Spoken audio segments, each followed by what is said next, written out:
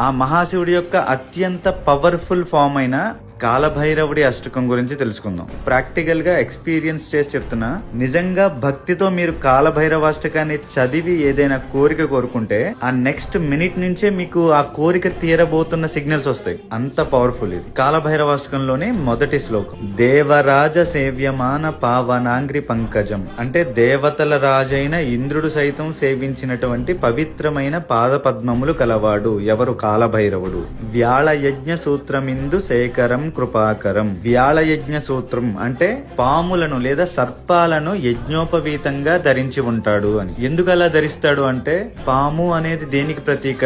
మృత్యువుకి. ఆ మృత్యువునే సునాయాసంగా యజ్ఞోపవీతంగా ధరించాడు అంటే ఆయన మృత్యుంజయుడని. వ్యాళయజ్ఞ సూత్రం ఇందు శేఖరం కృపాకరం. ఇందు శేఖరం అంటే చంద్రుణ్ణి ధరించినవాడు, కృపాకరం అంటే మనందరి యందు కృప కలిగినవాడు.